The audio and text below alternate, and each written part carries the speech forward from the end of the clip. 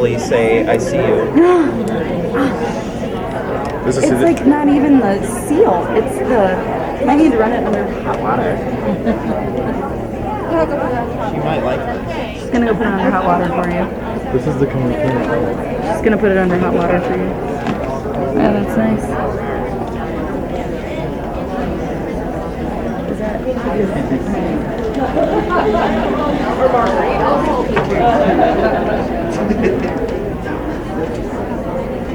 Hi, Joy. I see you. Yes, you're beautiful.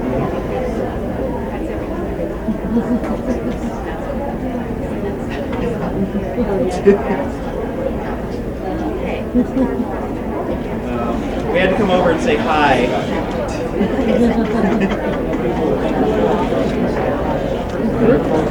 All right, come back, boys. So good boys.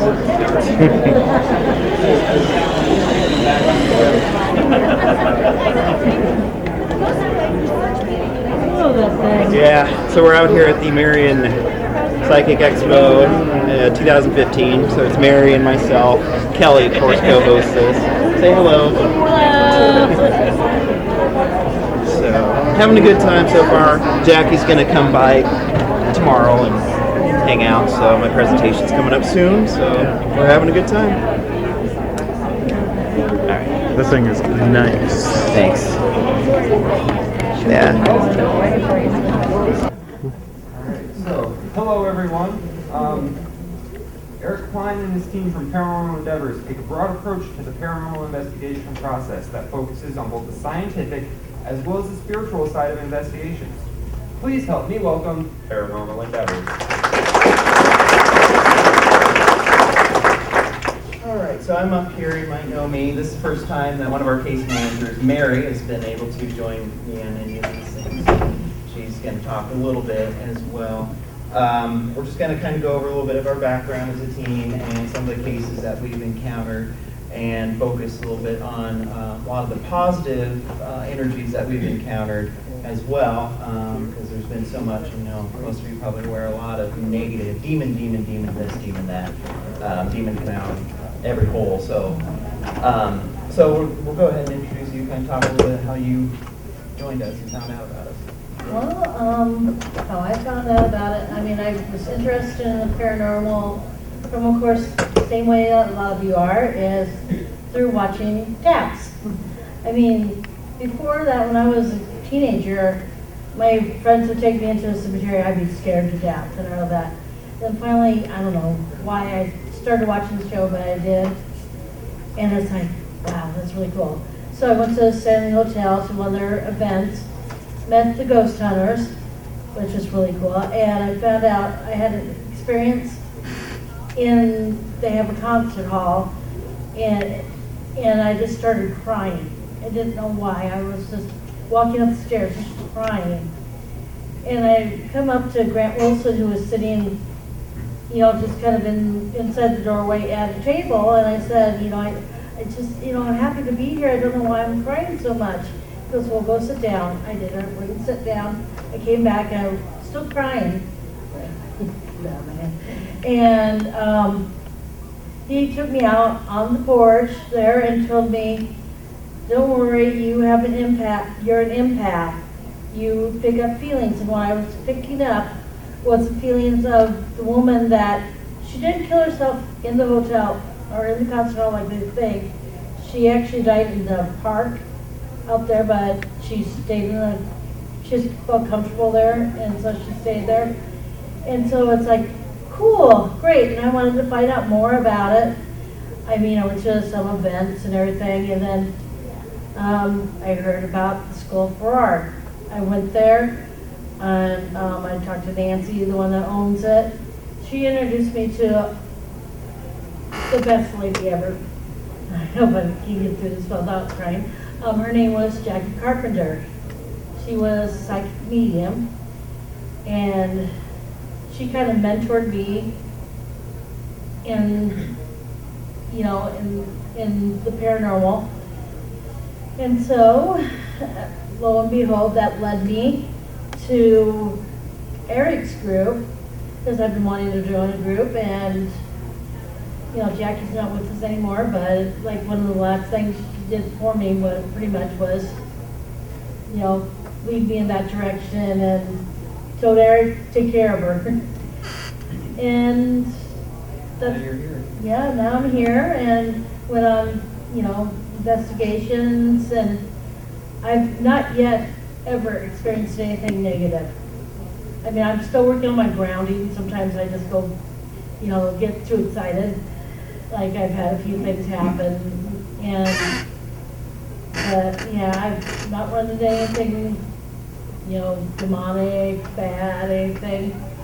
I mean, it's been a wonderful experience, and I'm really happy to be with the group. I mean, I feel like this is where I'm supposed to be. And she's still kind of in that new kind of situation where anytime I call her up, even if it's just a question about something else, she's like, what'd I do wrong? Just like, no, you're good, you're good. Yeah. So she's kind of a case manager with us. Right now she's role in setting up cases. They're the ones on the front lines actually talking to the client, getting it set up, getting their details down, taking thorough notes, setting up times to go and investigate. Which I'm working on the thorough notes. I'm getting better at that. Yeah, sometimes it'll just be a day walk situation in cases where the client thinks it's active enough that they can't wait 3 or 4 weeks generally. So they want us in and we can go and try to grab a few of us to go for a couple hours with a very light skeleton crew to kind of help and kind of do some intelligence gathering and figure out how to handle a case from that point forward. So that's a little bit about her background. With me, as she'd indicated, I'd actually been paranormal researcher since 2006. At that point, I was with a different team at the time. I was working on kind of video work for their public access channel. They had on their channel in Des Moines and in Iowa City. And so I wasn't really a researcher yet. And the guy, the leader of that team, kind of made sure of that. He was kind of anal, but he's just like, you are just behind the camera, that's all you are. But when we're there, we're going to experience stuff too. So technically, in a way, we're a researcher, whether he wants to call it that or not. But tomato's a tomato. Anyway, so then from there, I left that group and hooked up with Jackie Carpenter, who was mentor to me, and then passed on the torch. And I'm still teaching you everything. She will call me up and dig my brain, you know, what she can. I will ask him questions, a lot of questions. Yeah, she doubts herself quite a bit, and that's the thing. And that's the thing, and most of you, if any of you are going through the same kind of phase where you think that you have gifts or there's something going on and developing in you, but you don't know how to handle it, you're constantly doubting yourself, you know, get with a like-minded person, someone who is maybe advanced in those steps to help you. Events like this are perfect for that. Meet, network, and explore it that way, because then you know that you're not alone. And it's big, especially with a lot of our clients that we have. They're like, thank God you're listening to me. Somebody is listening to me, and I'm not crazy. Yes. So. Yeah, and sometimes you can think that. I mean, like, sometimes I'll have, like, I'll go into a place and I'll feel something, like, I hear it in my head, and I go, am I hearing this right, or am I, you know, or what, am I crazy? But usually, whatever I'm hearing, we actually get evidence that, like, either, this is my favorite thing, K2 meter. It lights up when, you know, kind of, well, you probably know, you know, when energy is around. And usually the K2 meter are some evidence that we get will usually verify what I'm feeling, so I'm not feeling like, okay, I'm not crazy. We actually, you know, have it. So, and that's just a great feeling to know that you are actually getting there. And I really love the fact that we're helping people. We're helping people to not feel crazy. And that's still the root of it. I know a lot of that culture has gone to commercial places that are going, you know, like Waverly, you have St. Augustine Lighthouse, more local in Iowa, you have Villisca, you have Edinburgh Manor. And those are great, and they're great training opportunities, recreational events, but they're not our priority cases. You know, the families that are concerned that something's going on. the mom who can't leave her 3-year-old alone because something's bugging it, or scratching it or hurting it, you know. So that's where we still stick with.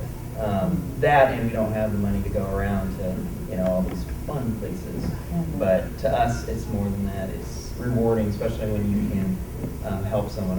One of our more recent clients actually they have their house for sale, and they're trying to make sure that whatever's there is not causing any more harm, because it's kind of, you know, bad for selling it. And so we went in there and did an offering to do a crossover, and we could charge candles, open that white light, and it took some coaxing, but we think we got it done, because since then, they said the activity is just flatlined. The door on the back that used to always, it remained locked, but it would like open somehow, and he even screwed it shut or nailed it shut and was still doing stuff like that. And it's up above, so it's not like a person, because there's no back deck anymore. So unless like Chris Angel's levitating up, you know, it's not gonna happen. So that feedback is just awesome when we can, you know, do something like that. Because we understand there's things that are out of our control. We can't, you know, having us in even one investigation 6 to 8 hours is not going to, that's just kind of scratching at the surface. You know, and there's a lot of stuff that could go on. It could be inactive that night, and then active the next night, and then crazy one night, and then we might only get one EVP phenomenon voice out of it, and other times there's doors slamming and apparitions appearing. So it's, and we understand that. You really can't, you know, ask it to like perform, you know, when you want it to perform. It's going to do what it's going to do when it's going to do it. So there's no, I command you to appear, and pretty much it'll say no. And so, yeah. Maybe in some more aggressive ways too, Yes. not just no, that's putting it politely. Yes. Name calling or shoving or scratching, Yeah, so it's not a circus, definitely not a circus. Well, and that's the thing, going back to the whole aspect of what you were saying about positive and not coming across negative stuff, is how you approach it too. If you're gonna go into someone's house, instantly calling them names, screaming, provoking, you know, it's like going up to a guy pumping gas, be like, hey, jerk, just to see his response. Of course, it's probably not gonna be favorable, you know. So that's the approach we take. We go in there with a respectful approach, trying to understand, and also from the possible spirit side of things, trying to give them a chance to communicate with us, to kind of trust us enough to get that message across. Because some of them, like, you know, just like you know, but I don't know who that person is. Why would I want to tell them anything? You know, I don't know who they are. And a lot of times you want to start out with, because there'll be spirits out there that don't know they're dead. And so you want to talk to them like they're there, like they're with you. Like you're sitting on the couch just having a conversation with somebody. And, you know, go into it gently. Be gentle with them to find out what's, you know, feel them out. And then go into however you need to go at it. Our sensitives on the team, myself included, can usually tell, with especially the human spirit, is they're good or if they're not good, that kind of thing. But as a general rule for all cases, don't go in there taking, you know, it as a, you know, oh, I'm told this is a little girl who's talking to me. Keep a skeptical mind, because it might not be. It can be something shape-shifting into that, something trying to gain your trust. If you listen to your gut instinct, usually it's right. A lot of times you're like, you walk in there and you're like, oh, I don't like this. It's supposed to be a child talking to me, but why am I feeling like I need a pearl or something? You know, it's usually a sign that, okay, maybe step back from that one if you're not prepared for it. Yeah. Here's a few of our clips in to get to some of this stuff. When we're talking about negative energies before, and this is a good clip here as well.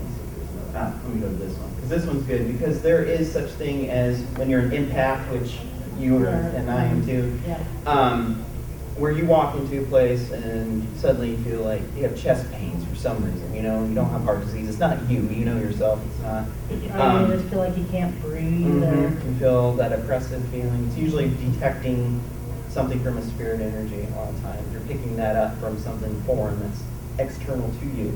Or you'll get a, like, if it is the spirit that was wounded, you might get a pain wherever they were wounded. And this is a good clip of that. It shows an example of that, which helped validate who we thought it was. And the client actually stepped in and was like, I know who it is, so it worked out. It just goes to show you that they will manifest or try to get your attention in any way possible. I was talking to a gentleman earlier about dreams. Another classic way that they can come through to help indicate, this is me, or give a message across. That is a very common way as well. Usually your guard is down the most, especially during the REM period of your sleep, so the veil is the thinnest, so spirit activity a lot of times. So that's why I say, dream journal as best as you can, especially if you're having a lot of very strong dreams or reoccurring dreams. It's usually something tied, something's going on, someone's trying to get through to you with a message. So. And then you were there for that. Was there any comments you had on that one? Well, that was like, I had the pain on the leg, and I was in the closet when you guys were in there. I was kind of out with the client, and I didn't really get anything outside of the closet.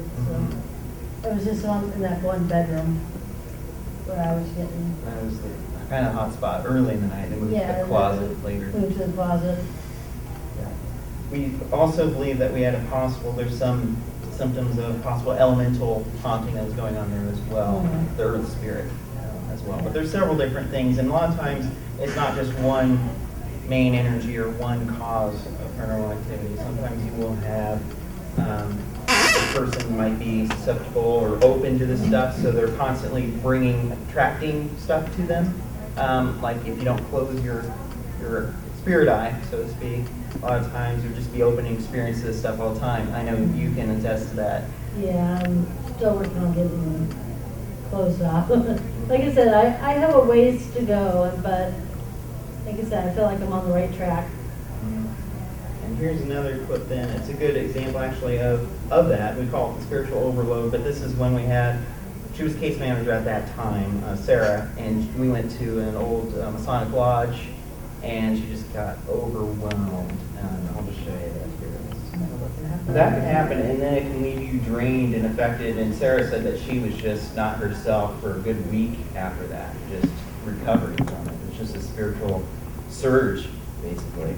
And you're not grounded, you're not ready for that. There's not really a built-in surge protector for it. You have to kind of try to stay on guard for that and realize, and indicate to yourself what something's going on. And sometimes it can strike quickly, like it did with her. She didn't want to go down the basement. She didn't want to the whole night. And then she got the message that we need to.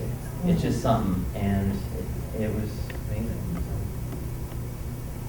All right. So we have, I'll show you some clips of evidence-based things that we have. Here's a good one. How many of you have heard of like ectoplasm, foggy stuff? Yeah. So this is a good clip of that. Let me set it up for you. This was in Indiana, and the client's house in which we investigated, the main house. Their parents' house lives right behind them. They're actually separated by probably maybe a football field, if that. And so we had our camera facing out the back door of their main house, facing out their grandparents' house, and it was 9 hours of footage, and only about 2 or 3 minutes. What you're about to see is what happened in that. This is what makes, yes, it's boring, sometimes you stare at a wall for, ungodly amount of time, but when you can find something like this, it makes it worth it, because that's what you're doing. If you're a serious paranormal researcher, you got to follow through. What's the evidence review? That's a big chunk of it, not just a thrill ride and go on an investigation. Prequel to this, there's another clip from this, I think it's right down here, yeah. What we were talking about earlier that night makes so much sense, and it makes that clip much more meaningful. Basically, we were talking about near-death experiences, and the grandfather was sharing his experience that he had, and was talking about it, and we were talking about just this bright white light that filled the room. It was like the sun had come into his hospital room and you could not see, like me to you, could not see you because it was so bright. And then we caught that later on that night. So it was kind of interesting. So I showed this clip. This one still gives me chills. I'll just play it. We love those intense moments. Yeah, I've never seen that one before. I know. Every time I see that, and that was in 2010. That was just chills every single time. And you know that I'm always questioning people speaking in tongues, but now, yeah. Different, yeah. Wow. So, Question is, yes. when he does that, does he know what he's saying or that he's doing that, speaking in tongues? Depends on the person. They see, according to his family, he's done that before, so I think he's versed in it. And there's other people, who ask where it comes through, like they're empowered in a particular moment by their higher power, whether it be God, Jesus, whoever, and they subconsciously they don't know, and they might not even remember speaking in tongues. Right. So it's interesting, and there has been studies done on this where hooked up to the brain and everything, and the frequencies in the brain are actually different than normal. So there's something to it. Yes. So I felt honored. First I was like, what's this guy doing? But then once it didn't feel threatening at all. I kind of braced it and I just kind of like, oh, it took me a second to figure out what was going on because it happened so quickly. Yeah, so definitely memorable. So we have that. Other memorable moment here. This one is involving crossover, and I mentioned that about that house earlier. This one's a different place, but we weren't even seeking to do a crossover that night. But I bring my bag of tricks, as I call it, which is in here. It has spiritual stuff, and candles, holy water, smudging, just in case, because you never know what you're going to come across on a case. And so we have our first aid kit for physical injuries, and then I have this to try to help with their spiritual injuries. And, yeah, the first time I was on a case and he did that, he crossed over somebody, it was the most beautiful thing I've ever seen. I mean, so emotional. It is, and this one, you get that too. It's so draining, so I'm glad it was at the end of the night, but very draining, and I'm glad I do that very often. That one, we weren't even talking to her, she just came in, because there was a cemetery kind of down the road, and we were dealing with something else that was more negative in nature, and then all of a sudden, it just shifted, the whole atmosphere changed, and then she started coming through yelling in the ghost box, like, let me out, help, and stuff like that. And I'm like, okay. You can be on a case and you could be thinking it's going one way, it will shift to completely opposite. I mean, there's been a couple of cases, it's like, okay, I have this figured out. I have everything figured out. And then all of a sudden, boom. I don't know what's going on. It's like, wow, It's like something's this different. clip here at Poltergeist, that's exactly how it is. Because when you're not used to poltergeist activity and what it really is, it can throw you off. Because we had a client, I'll just kind of summarize that one because we're running out of time, but we had a client that we investigated and she was strongly dead set that it was her ex-husband who's dead, but he was back to cause her pain and misery and all that stuff that some exes do. And well, when we were there, we actually got EVPs and stuff that were like, it's not me, and take it easy on me, and stuff, and they were consistent, like same voice, that kind of thing. And then when we went back through, and this is why we have case managers that take notes, we went back through and looked at it again, second time around, and what she was saying was just classic poltergeist, because she was saying it's when she's about to go to sleep and she hears a lot of knocks and bangs and stuff like that. And we're like, do you see anything? Is there apparitions? Is there strange smells? No. Is there anything else? Or it's just a bunch of noises mostly. And that's classic for poltergeist. But try doing that kind of a reveal with a client who's already like, no, it's my ex-husband. It's awkward. But we go back to him and tell him this is what we found, and we wrote it out in a nice report. Never heard from the lady again, but she's welcome to search out there and get a second opinion. That's how we are. All right, so loud voices. Let me do this one because you're familiar with this. When you hear freaky EVP people, let me play this. gladly play it again, but it's pretty in your face. And we have Katie and Josh here, actually from Edinburgh Manor. They're in the front row, and so they're very familiar, and they know what we're referencing is. They think who this man is, and then who that woman is. Just kind of a cranky old lady that didn't want us there. And we're all going to die, which someday, yes. But Nobody died that night. nobody died that night. Yeah, it's been a while, so. Yeah. That's okay. So I'll have to wrap it up here for the next person. And was there any questions or anything really quick? Otherwise, see us at the booth if you do have any. Thanks for coming out.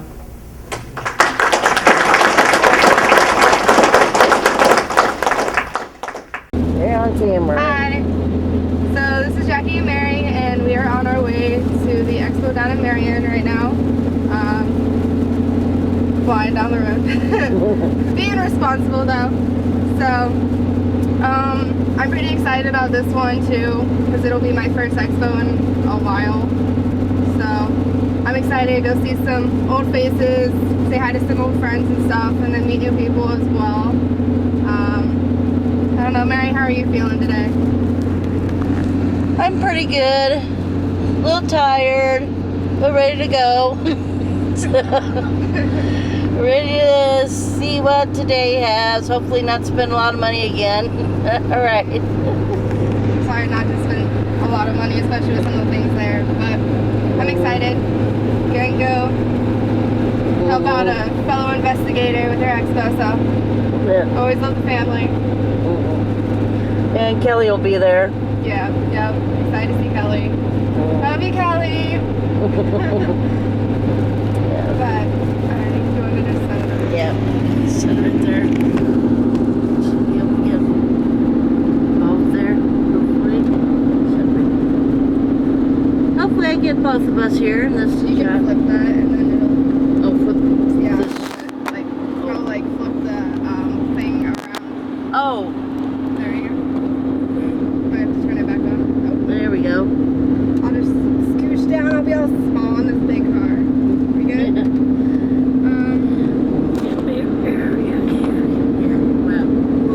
I don't have a lot of I'll get closer right? to you. Don't have as much room as Eric does, but we'll work with it. But yeah. So how are you feeling about your experiences so far on the team? Oh, I'm feeling great. I mean, I'm having a great time. I'm glad I'm not kicked off. Yeah, no. And yeah, I mean, this is what I wanted. I mean, I feel like I'm in the right place. Yeah. I really do. Yeah. I remember the first time that I met you when we did those interviews. I was like, Oh yeah. yeah. Well, it's kind of weird. You lived by me for a while there. Right. It's like, hi neighbor. Yeah. So, But yeah, I think definitely being on a team it's a once in a, well, not really a once, because I'm going on like 3.5, 4 years now. But in short terms, it's a once in a lifetime opportunity, and I think that it helps you grow so much spiritually, because half of the people on your team have been on there for a while, or they've been on other teams, like in Eric's instance. So they can help you grow your spiritual gifts, and everybody has gifts, in my opinion, and it's just whether or not you acknowledge them, whether or not you've grown up having to suppress them, like another investigator on our team as well. So I think it's nice having that side of a family, because they'll help you grow spiritually. If there's something that you don't understand, or if you're just having a complete mental breakdown or meltdown, not so much mental breakdown, but more of a meltdown because of something that's maybe a bit too overwhelming, they've more than likely been there. yeah, like I've had, yeah. Yeah.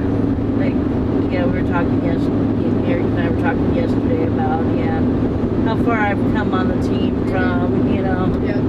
completely, like, Right, you're like, crying. oh my gosh! Yeah, like crying my eyes out and all Right. that. Right, and one of the biggest things is definitely when you go to investigations, you want to ground yourself. You want to be 100% attuned to what's going on around you, because it doesn't take but a simple, like for me wise, like when we went to the Oops. serious moment ruined. Here, let's hold it like, let's see, like that. Okay, There. okay. Hey, that's a good one. There, I can hold it. Anyway, take two. Sorry about that. Kind of let it fall a little bit. We'll just get a different angle, it's alright. Yeah. But so when we went on that other investigation a while back and everything, and something was starting to kind of latch onto you a little bit. I know that was the first time that something, when you left, I could feel it right there at me. Oh, So- with the car. Yep. Oh, that was so cool. I love that. It's like, you want to be honest about what's going on. You want to be... Ew, what am I doing? I'm filming the top of the car there. Okay, hang on. Oh, yeah. Okay, there. I got it. Holding on to it. There. Good. Sorry for the bad filming. Okay. I got mainly on you there. You want to be observant of what's going on, in a sense. So I am really proud of how far you've come. I think Oh, thank you. you're welcome. Being at it, something where you haven't been in this kind of experience, like you went to things, but you haven't been a part of an actual team before, before this. I think the initial working with you was just giddiness, butterflies, is something you haven't done before that you wanted to do. So I think definitely, I think I don't even think, like, I think a year down the road, I think it'll be good too, definitely. Like, Yeah. you'll grow and everything like that. Oh, yeah. I think Where you so. are now. Yeah. I feel like I have good guides. Yeah, And so, yeah. We're all pretty, we've all been through something or something like another thing or whatever, but from Kelly, who's, I don't know, I would trust Kelly with my life, honestly, because of the fact that she's what's a good word? She's always been very blunt, and Eric's very blunt too. oh, yeah. I mean, I would trust, like if something went down, I would trust Eric and Kelly with my life for sure. Yes. I trust everybody else, it's just, I trust their judgment a lot, and I respect all that. Yeah. And I like how we kind of have a kind of a range of characters too. That Yeah. Right. each one of us brings something different to the team. Right. I agree there. I agree. But, so I'm excited to see where we go and see what happens within the next 5 years of our team and grow into, well, we're technically at that toddler stage right now, I think. I think Yeah. that's how it was put before. But see how we hit when we hit preteen, teenager, adulthood. Yeah. And then grandparents stage.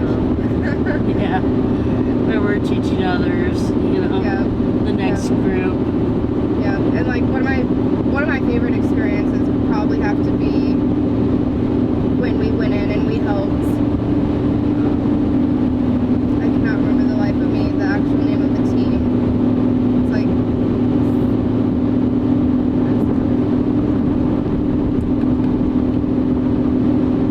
I can't remember, but we went and we helped actually train some of their newbies.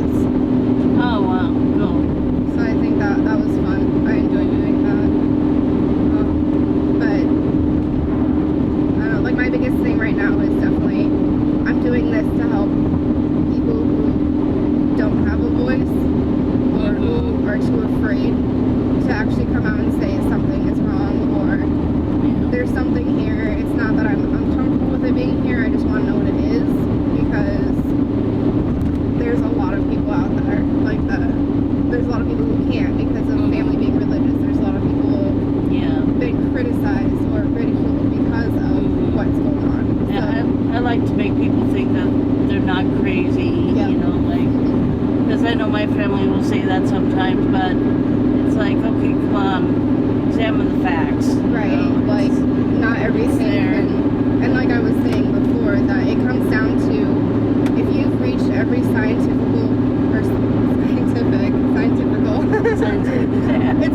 put in the Yeah, dictionary. it's a word we made up, okay. It goes into our paranormal dictionary, yes. But if you've reached every scientific possibility and it still reaches to the fact that it's not explainable, then you need to start going against the potential of paranormal.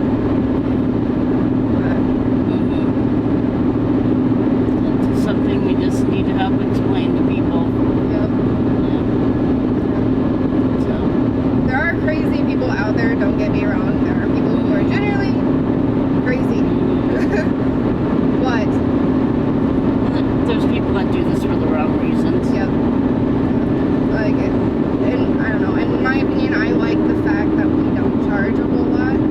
Like, we don't, like, if you want to give donations, that's fine. So we're here to try to help. We're here to try to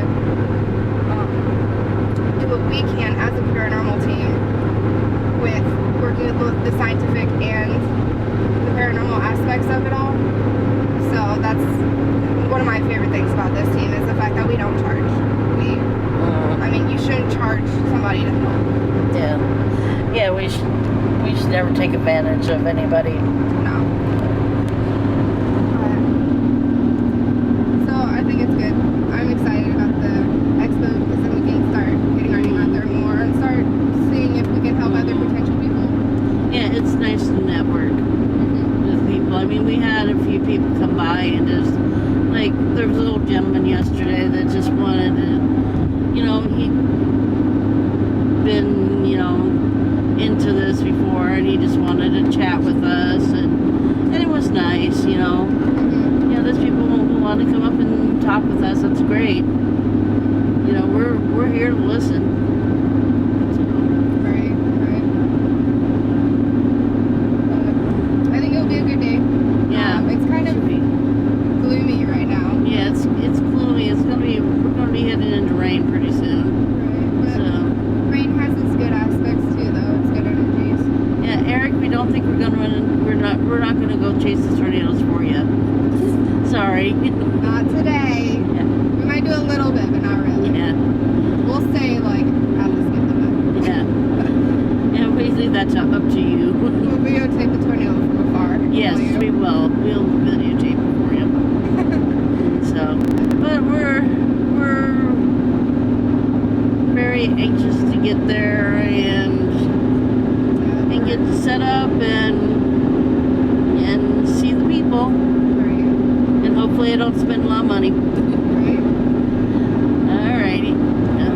Think we got enough? Yeah, I think so. Okay. Great. Signing off for now.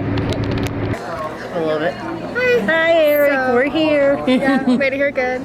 I got us lost. We got figured out though. So we're here at the expo now. It seems like people are starting to come in.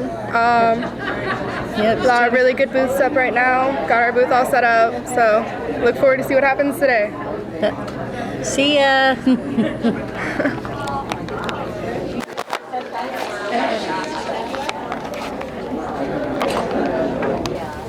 Alrighty, so we made it to the expo today in Marion, Iowa. Looking like a good turnout so far. What do you think, Mary? I think it's gonna be a good day. We're already having fun. I got us lost, and you know, but we made it here, so it's pretty cool. So we got everything all set up, looking nice, everything. The little angel's not working, so we might figure that out later and try to bring it up. But, so, yeah, Hi. hoping for a good turnout. Yeah. Okay, it's already recording, so you're good. We used this last night. Alrighty, so we are still at the expo in Marion, having a blast. Lots of people coming out so far, so it's been a good day. We have sold one DVD so far and working on getting more out. And Eric, I know you wanted me to take more pictures. You know I'm not tech savvy. I'm trying. so we're making this video for you. And yeah, it's been a great time. I finally got my reading with Kelly. It went great. Yeah, I mean, I expect taco pizza when I go. There's not as many people today as there was yesterday, but Still a good turnout though. it's Lots still of good happy to- faces. Yeah. A lot of people curious. Yeah. We'll touch back base soon. Pack it up. I put the $25 that we sold with these DVDs in here. So, back in here.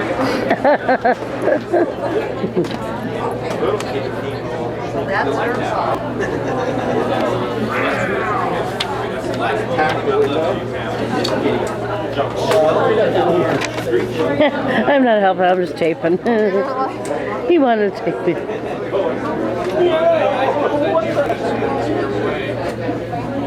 There's tape around the room. Everyone packing up. He's going under, what in the world am I doing?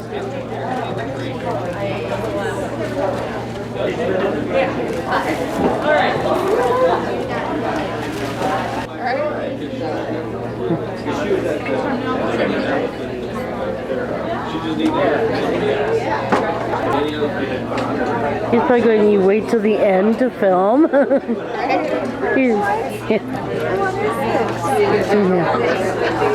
We were busy all day.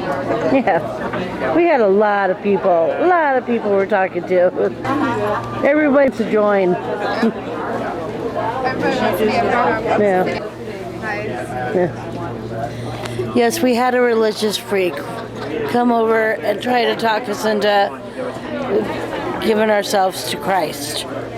Yes, we did. And making sure your angels don't break your.